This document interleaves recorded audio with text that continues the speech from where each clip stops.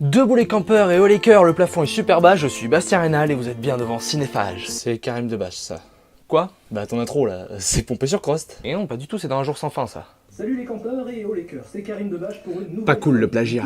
Oh, pourquoi j'ai créé ce personnage? Et moi, je suis le spectateur lambda, c'est ça? Comme vous l'avez sans doute compris, cette émission sera consacrée au cinéma, enfin plutôt à mon cinéma. En tant qu'apprenti cinéaste, je vais essayer de partager avec vous tout ce que j'ai pu apprendre, ou du moins essayer de comprendre au fil des années. Premier numéro, le mec se prend déjà pour Spielberg. Non, pas du tout, je veux juste... Enchaîne, je vais couper. Quoi? Et je te jure, je vais fermer la page. Top générique.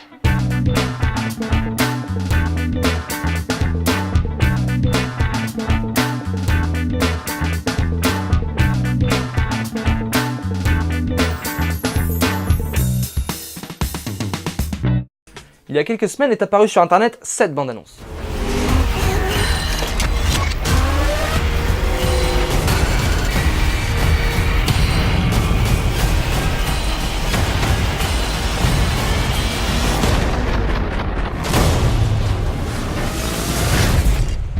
What's your name?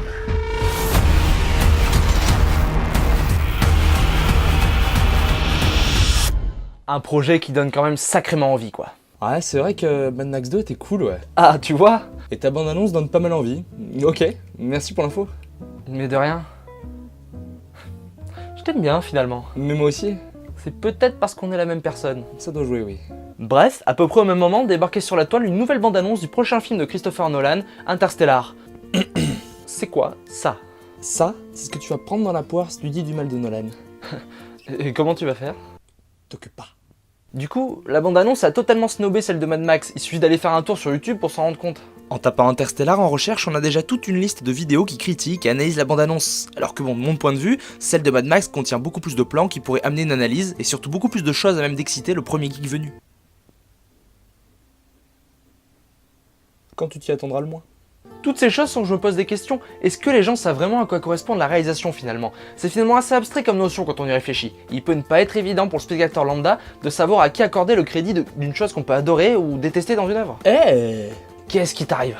je sais pas, j'ai l'impression de me faire insulter. Finalement, je me suis dit que le meilleur moyen d'éclaircir tout ça serait de revenir à la base. Qu'est-ce que la réalisation en fait? Ah mais, tu viens de refaire une intro en fait là. Ouais, enfin c'était plus un prologue quoi. Ah ouais, mais là il te faut quand même un truc pour marquer la transition, hein. Attends, j'ai peut-être une idée. Vas-y. Les amis, accrochez vos ceintures, vous êtes bien devant Cinéphage, et aujourd'hui on va parler réalisation.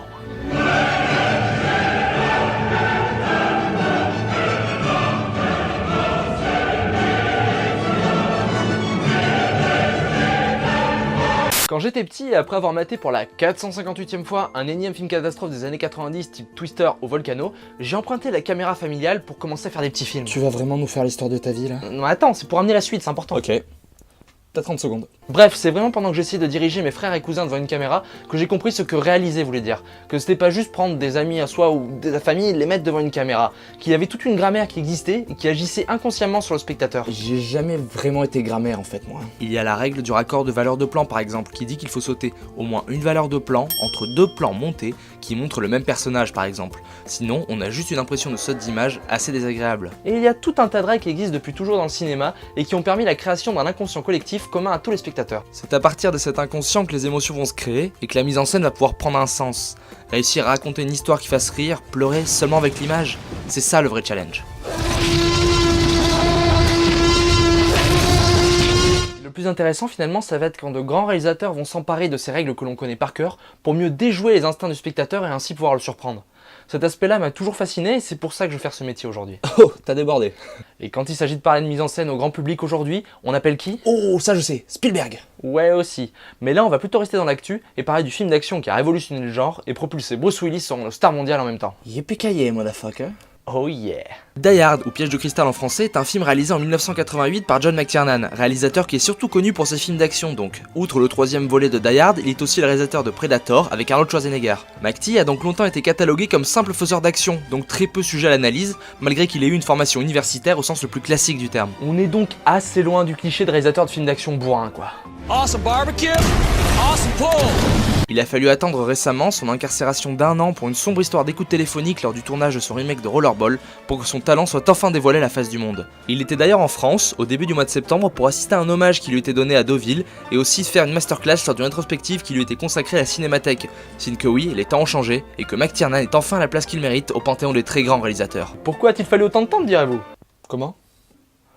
Contrairement à beaucoup de réalisateurs que l'on a taxés de révolutionnaires à cause du style particulier de l'image ou du tournage de leurs films, au premier abord, le style McTiernan n'est pas des plus évidents. Et pourtant, il a réussi à marquer durablement le cinéma d'action et on retrouve encore sa trace dans de nombreux films aujourd'hui. L'histoire de Die Hard est simple et connue de tous. John McClane, flic de New York, se retrouve seul à lutter contre 12 terroristes qui ont pris en otage les occupants d'un immeuble dans lequel se trouve sa femme. La première originalité va se trouver dans le traitement du personnage principal. Ici, pas de héros invincible qui désingue du méchant à tout va tout en sirotant un café. Non, le personnage de John McClane est juste un flic au mauvais endroit, au mauvais moment. McTiernan va d'ailleurs continuer cette déconstruction du héros dans le super Last Action Hero qui sortira 5 ans plus tard. Ok, c'est bien beau ton truc là, mais quand est-ce que tu commences à parler plan, caméra? Le film débute sur l'arrivée de John McClane au Nakatomi Plaza qui sera le lieu principal de l'action. Un panoramique lent nous montre l'arrivée de la limousine devant l'immeuble, puis on suit le personnage entrer à l'intérieur et se rendre dans l'ascenseur. Cette scène illustre parfaitement la maîtrise de McTiernan. En sommant quelques plans assez simples et qui ne font jamais tâche, il arrive à montrer précisément la géographie du lieu. Le spectateur découvre le lieu en même temps que le personnage, ce qui permet en plus d'accroître énormément l'empathie qu'on peut lui porter. Ce qui fait que quelques minutes après, quand les méchants débarquent filmant en longue focale avec plein de plans qui s'enchaînent, le spectateur n'est jamais perdu. Et c'est précisément où se passe l'action. Et boum, 2 points.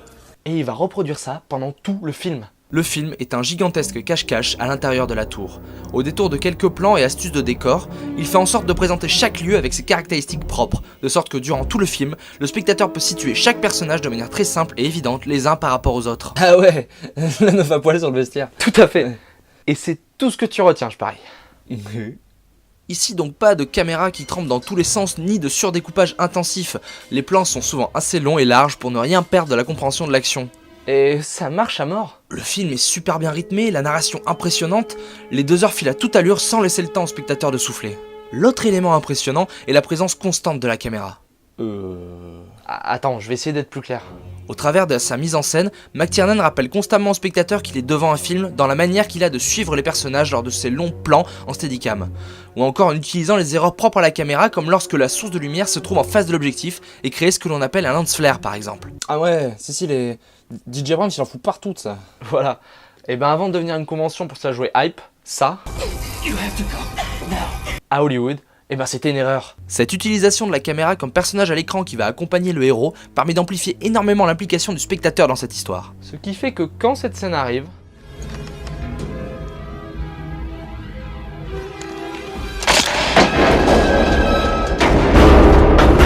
peu importe le nombre de fois où tu as vu le film, attends-toi à quelques sueurs froides.